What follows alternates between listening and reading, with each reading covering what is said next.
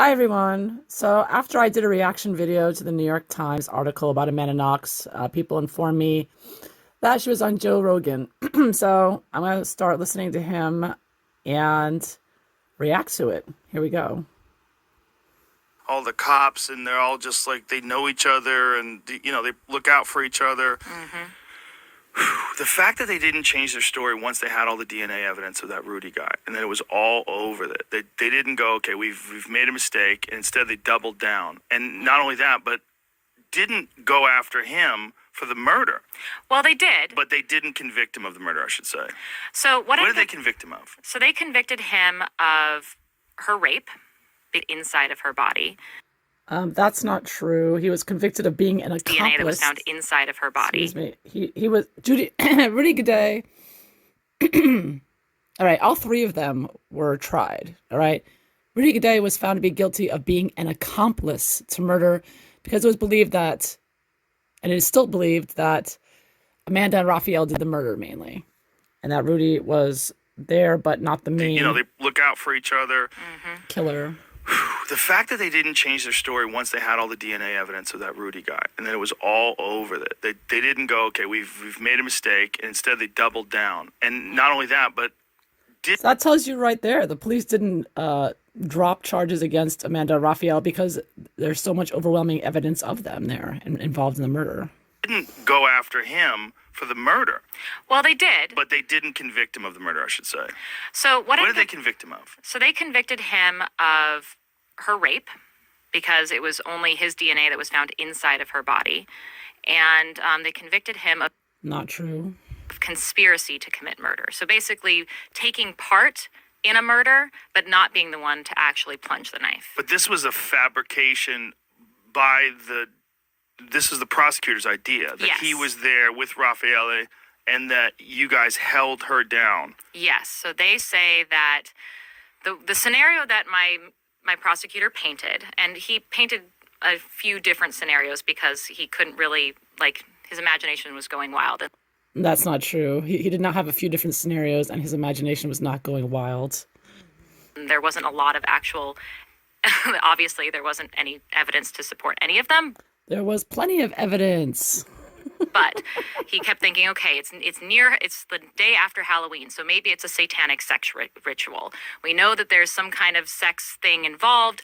We know that Amanda is we know that Amanda has sex with people, so she's probably a sexually obsessed person, and Meredith looked down on her for being a sexually obsessed person. So what is likely to have happened in his...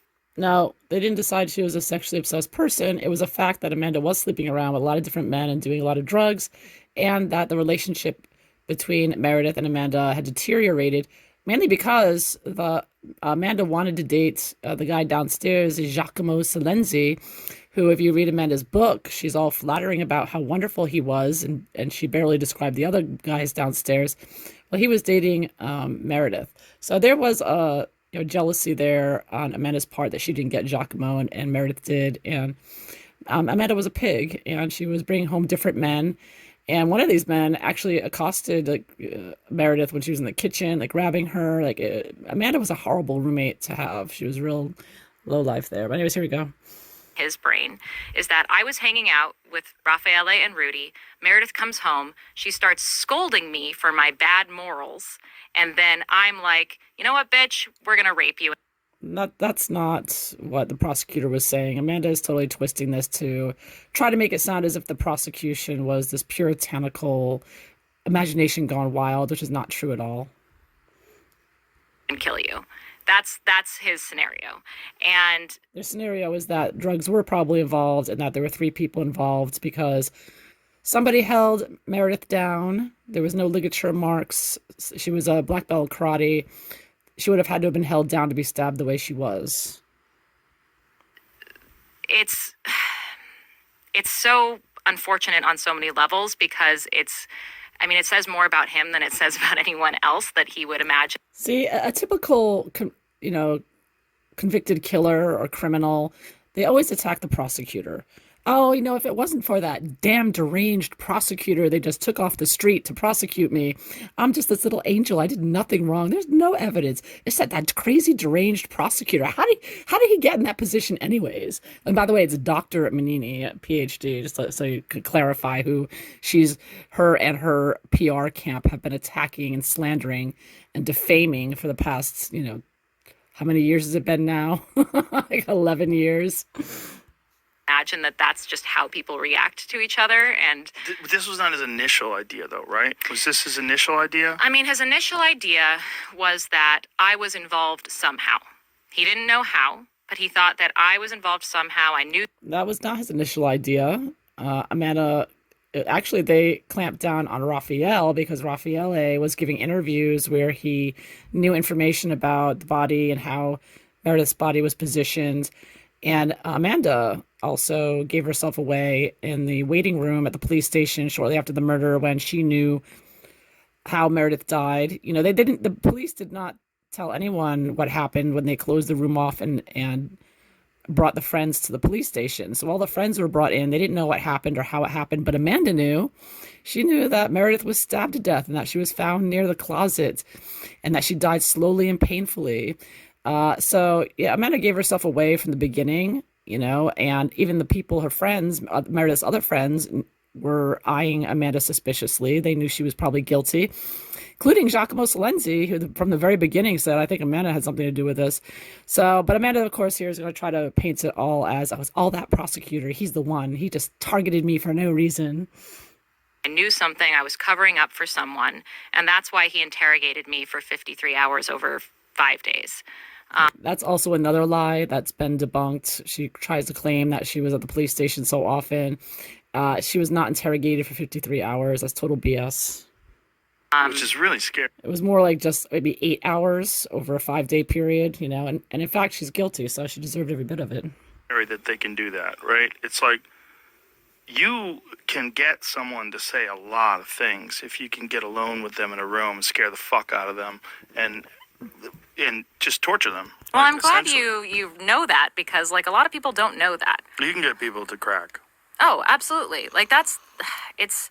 People crack when they get pulled over by the cops for speeding. Oh, yeah. Oh, first of all, Amanda was not in the room for hours, and she didn't crack after hours. In fact, her and Raphael, if you look at the details, they arrived late in the evening because they wanted to have their dinner first. And in Europe, they eat late. So she got to the police station. I can't remember off the top of my head, but it was around 10:30, 11 p.m. Amanda wasn't even supposed to be there. They called Raphael to come to be questioned as a person of interest, not interrogated, but more questions they wanted to ask him. And of course, Raphael is the one who pointed the finger at Amanda. The whole reason Amanda got questioned is because Raphael said Amanda left that night. I don't know where she went. I don't know when she came home. And he would not give Amanda an alibi. This is another very incriminating piece of evidence, one of many, is that all throughout the trial, up to the present day, really, I believe, Raphael did not give Amanda Knox an alibi. He said, I don't know where she was. She was out all night. I don't know where she was or what she was doing. So Amanda was not supposed to be there. She tagged along with Raphael that evening that he was questioned. The night that she was, she incriminated herself and was detained. So Raphael goes in, and Amanda stays out in the waiting room, and she does handstands and splits, cartwheels, whatever she was doing. There's a debate about that as well. But whatever she was doing, she was acting inappropriately. And the police told Amanda, what are you doing here? Why don't you go home? We didn't call you. We called Raphael. But she wanted to keep an eye on Raphael. Raphael was like this little wimpy nerd, and she wanted to keep an eye on him. It's believed, Anyways, so Raphael fingers Amanda, so then they call Amanda in, and in less than an hour, in less than really 40 minutes, Amanda confesses to her involvement. So, and actually, no, she didn't confess to her involvement, excuse me. She falsely accused an innocent man, her boss, Patrick Lumumba. But she admitted that she was there in the process. She said, I was in the kitchen covering my ears to block out the screams. So this is all on Amanda happening. She did not crack after hours of questioning. She had only just been in the police station there for less than an hour. And Raphael took away her alibi, and Amanda falsely accused Patrick Lumumba and admitted to being at the scene of the murder. So that's what really happened. People crack for all kinds of things. They Oh, yeah. crack if they have a joint in their glove box. People crack. Yeah. You know, when authority is scaring you, coming down on you, and in your case, actually hit you a couple times. And you're 20, Yeah. right? Like I was 20. Your brain isn't even fully formed. My brain isn't fully formed. My friend had just been murdered. I was alone in a foreign country, and people who I was entrusting my life and safety to. See, she keeps using this age thing, like as if being 20 means you can't possibly murder someone. It's like, no, plenty of young people have murdered other young people at that age. And again, Amanda was heavily into drugs and drinking and all that. Were screaming at me that I was wrong, that I was never going to see my family again, that I was super traumatized, that I had seen something so horrible that I must have just completely blocked it out. And here's a scenario that would explain that. Look, you have a text message from your boss, Patrick Lumumba. You must have met him that night. You must have seen him murder Meredith. Just admit it. Just admit it. Remember. So now she's totally going off the wall here. The police would never, did not say that. The group that was there, the police did not put the story in front of her and coerce her to say that. Not at all. Amanda was the one that came up with Patrick's name without anyone suggesting it. Remember. They kept telling me, like, the gross thing about it was they kept telling me to remember. They didn't even tell me to, like, admit it. They were telling me that I just couldn't remember it. And I had to remember, or else I was never going to see my family again. Jesus. So were you thinking that you just had to tell them whatever they wanted to hear just so you could get out of there? Honestly, I started to question my own sanity. I started to believe them that I must have witnessed something horrible, and I just couldn't remember it. And that's the only explanation for why they would treat me that way. How long did that take before you think you started questioning your sanity? So here we get into Amanda's foggy memories. So she voluntarily wrote this testimonial or whatever, a letter to the prosecutor. And she's like, oh, I can, my mind is really my memory. I can't tell the difference between my memory and my imagination, but in flashes of red, I saw, Patrick murder her. I mean, she's totally crazy here. So I was, a few hours into that final interrogation. That was in the middle of the night. I was not prepared to be interrogated. Another lie. It wasn't a few hours. It was less than an hour. And again, she was not called in to be questioned. She was fingered by her boyfriend, who took away her alibi. All because honestly, they didn't even call me in that night. They called my boyfriend Raffaele, but I was staying with him and I was afraid to be alone at home because a murder was on the loose. And so I went with him and I was waiting in the lobby, like by the elevator, waiting for him to come out from questioning. And then they brought me in and just went on and on and on. Notice how she doesn't say why they brought her in when she wasn't supposed to be there for questioning. She just overpasses that. And so I cracked eventually. So the thing that cracked me too was they brought in an interpreter, right? Someone who actually spoke English, because for a long time I was just talking to people in Italian and I was worried that I wasn't even comprehensible. I thought that the reason why they were yelling at me was because I was doing something wrong. Like I just wasn't explaining myself correctly. And then how fluent were you at the time? I mean, I had been there for like 5 weeks. So I was... And you took Italian before? I had taken Italian for a year before. So I was about as fluent as... I'd like to say I had about the fluency of a 10-year-old, but I think that that's even generous because I could speak in certain tenses. My vocabulary was totally limited, though. So there were limited things that I actually had the words to say. And I remember even when shortly after I was interrogated and signed the statements that they had written up for me, they finally stopped yelling at me. They left me alone. I had a moment to just be off to the side, quiet to myself. And I was like, oh my God, what just happened? Everything is wrong. This is all wrong. I need to tell them that it's all wrong. And I can't just go up in front of a jury right now and say, this is the person who did it. I saw him do it. I don't actually remember that. And I told them, I need to tell you. And they were like, no, you'll remember. Don't worry about it. We don't need to talk anymore. You'll remember. Just stay over there and keep remembering. And I was like, no, I'm not remembering. And eventually I asked them, please give me a piece of paper because they weren't listening to me. So I wrote on this piece of paper, I'm so confused. They were yelling at me. I can't actually testify to.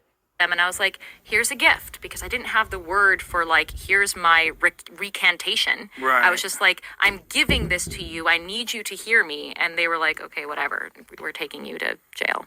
Well, her gift was to falsely accuse her boss and to claim to have been there. So I don't know why she's going on and on about testifying when her gift was a confession. So Actually, they didn't even tell me they were taking me to jail. They were telling me that I was being taken to a holding place for my own protection, and that I was an important witness. So they didn't tell you that you were being taken to jail because you were one of the people they were accusing? No, I was already in prison before I was ever actually told you are suspected for the killing of Meredith Kircher. I was already in prison. Did you know that nearly half of adults in the U.S. Few weeks. And you'd met her just because you'd all moved there at the same time? Yeah. You were sharing a place together? Yeah, so she had moved in before me, but it was basically, there were 2 rooms to let in this little house that was right next to the university, and we both happened to pick a flyer. And did you guys hang out a lot? Did you know her well? Was she a good friend, or was she just someone you lived with? She was like a budding friend. Like, we definitely hung out. We would go to pizza together. I remember we went to, like, there's this famous chocolate festival that's in Perugia where they would like take huge refrigerator-sized blocks of chocolate and like carve them, which was super cool. I'm very into that. And we would go and check that out together.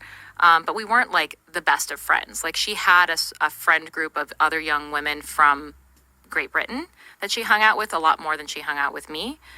and none of them liked Amanda. And I don't know if she's going to mention it here or not.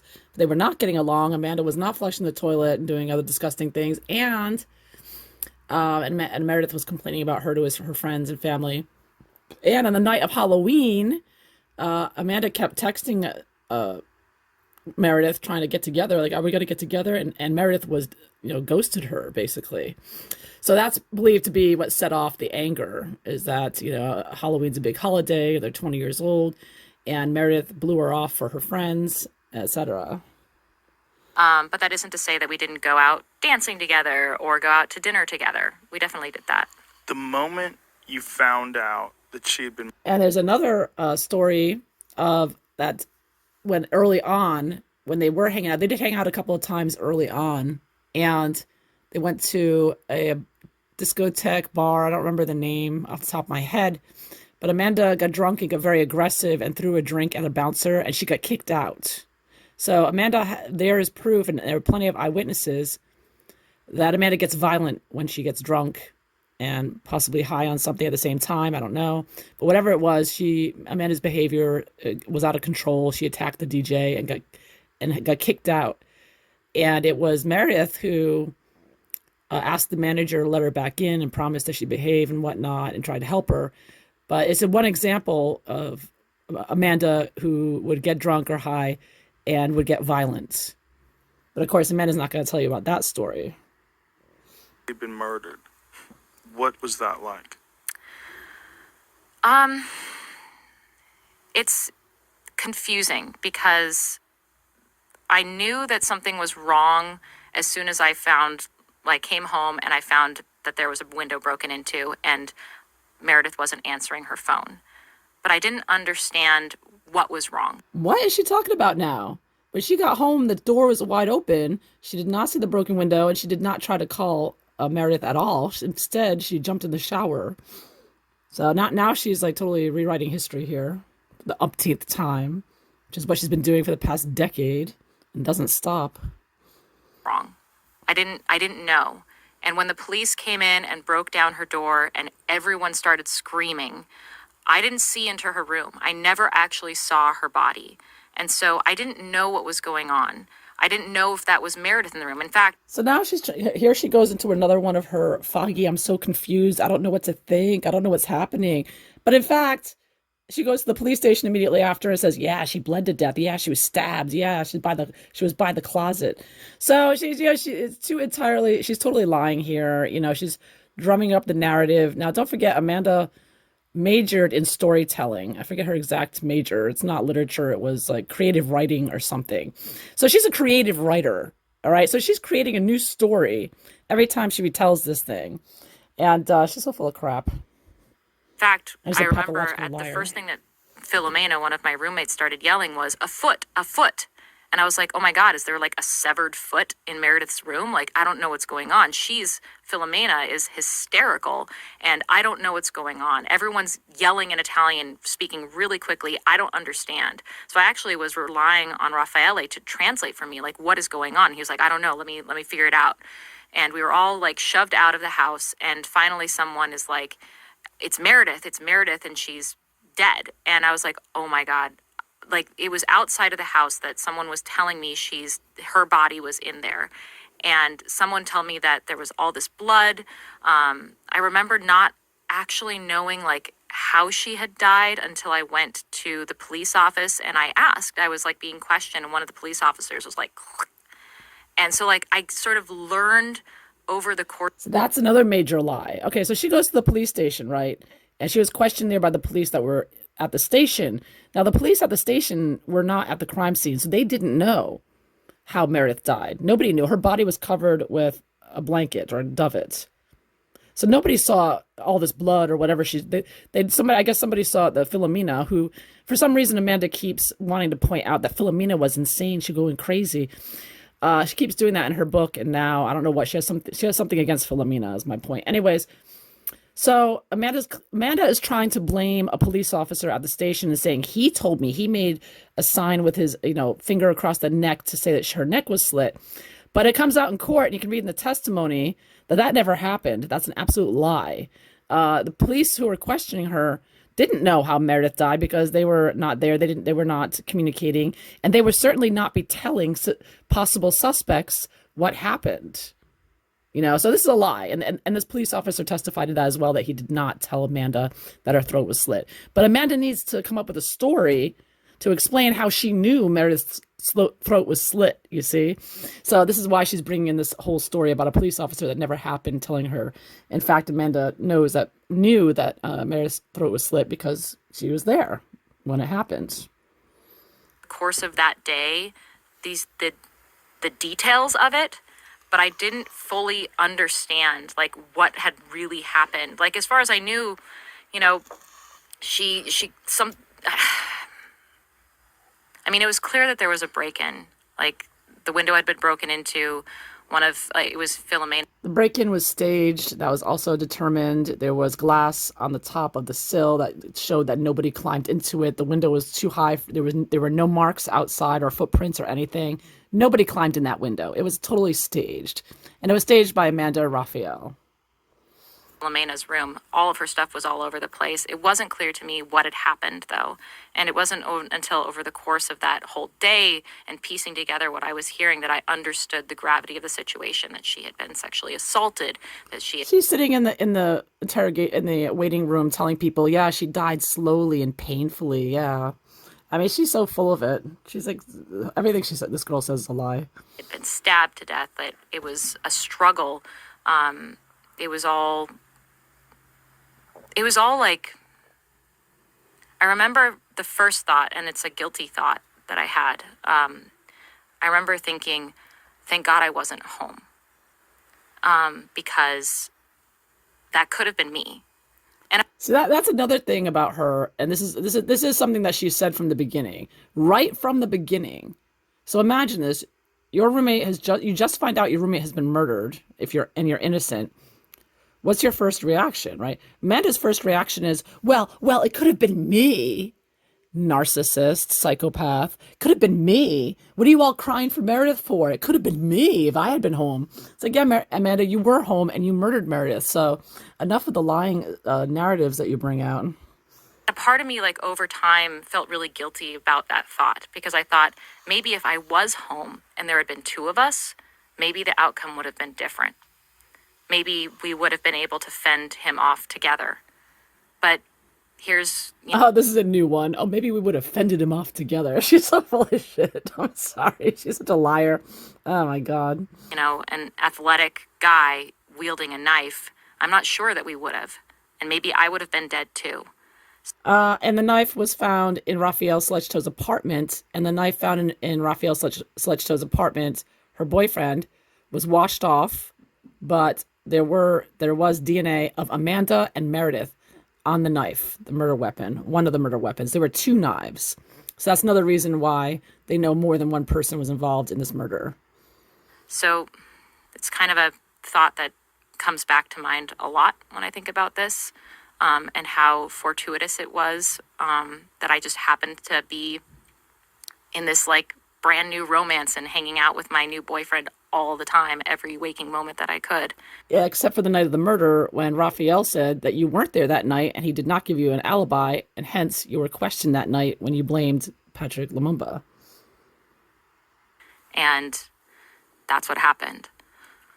It's hard for me to imagine the jolt of a 20-year-old life where you are overseas, going to school, involved in this new romantic relation. Well, Amanda was taking classes, but she was not part of an exchange program, so she was not in school really. She was at a local, learning institute that anybody can take classes at. In other words, it was a very low stress, a couple of nights a week, and the rest of the time she was free to do whatever she wanted. And she, hence the, taking a lot of drugs. She was working part-time, but she was a terrible worker and she was going to be fired. She handed out leaflets or whatnot for Patrick Lumumba's bar.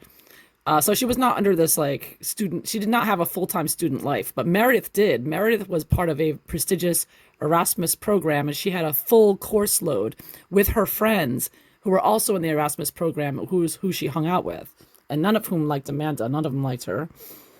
And then out of nowhere, boom, you're a suspect in a murder. Yeah. Well, and what's interesting is I didn't know. It was not out of nowhere.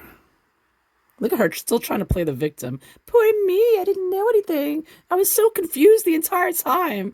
I just knew how she died and told people in the waiting room. But really, that was just, it was the policeman's fault. It's always the policeman's fault. I love that.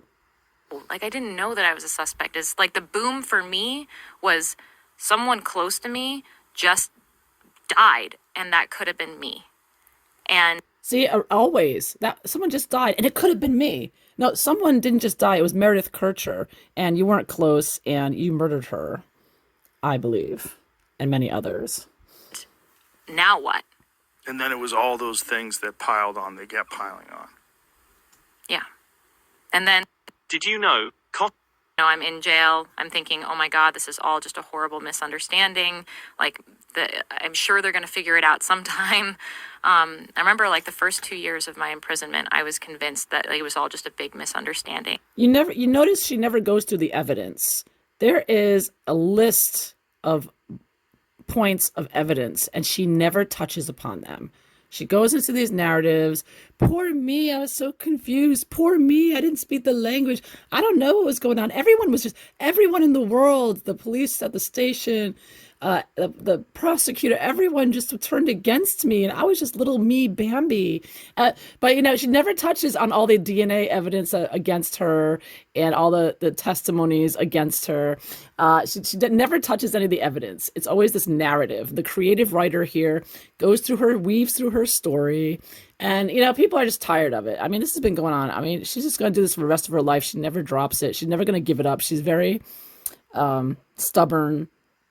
And, I guess she is in a position now where she has to keep pushing her story, but she's just so forceful with it.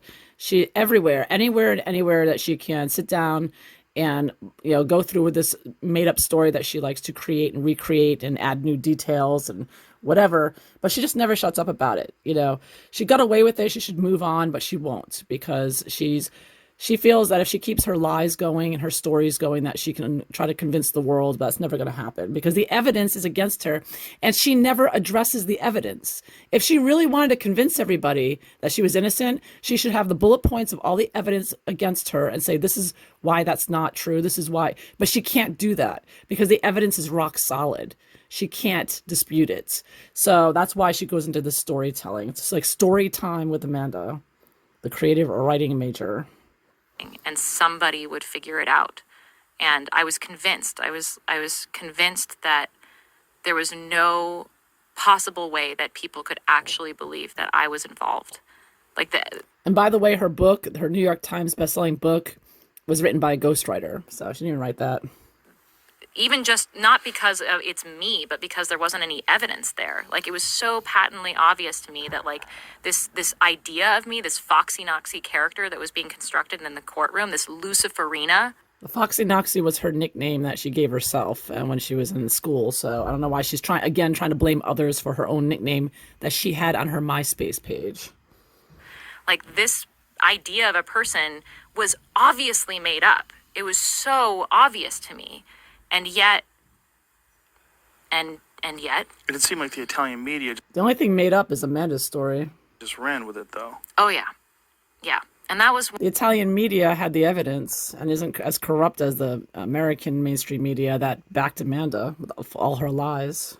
one of the big sort of regrets that especially my family had was at the very beginning. They were advised to not speak to the media at all because they were just going to make a field day of it. There was, in the same way. That's not true. Her parents hired a major PR firm, Gogarty Marriott, PR firm. So they took over the media. They were out to control the media narrative. So her parents, her family were very aggressive with the media, hiring PR. All right. So she's trying to say like, oh my, we shouldn't have talked to them. It's like you controlled the media narrative. They were very aggressive, and that's part of the reason she got away with it, because of all the PR pressure and political pressure ultimately to push them to set her free when she shouldn't have been. That there was never once I was accused, there was never going to be anything that I could do to prove my innocence in the eyes of people. My lawyers were Yeah, because the evidence was so rock solid. also worried that there was nothing my family could say, but that would not be twisted and turned into something that would just fuel further. That is so BS. Her family was given a carte blanche platform in American media, nonstop, portraying themselves as the victims, like Amanda. Fuel the scandal mongering. And what that meant was there was a void. There was a void in which who I was, my very identity, could be constructed out of total fantasy. That was the only thing the only reason why it was being constructed was to further this scandal and to sell. See, now what she's describing now is what she and her parents did with the PR firm that they hired, Gogarty Marriott, to twist the narrative in America. When in fact in Europe and in Italy, where people knew the facts and were following the case and could read and hear and read the testimonies, they knew how guilty she was. But then here we go, spinning the narrative in the American media with her PR. Sell more papers. Like that was the reason why it wasn't the public interest of the story that kept the Sun in Britain reporting on this case. Like they were reporting on whether or not I ate pizza, like the days leading up to my arrest. Like It's just selling papers. It's just selling papers. Watch the entire episode for free only on Spotify. Well, that is as far as I could get with this. I hope you enjoyed it.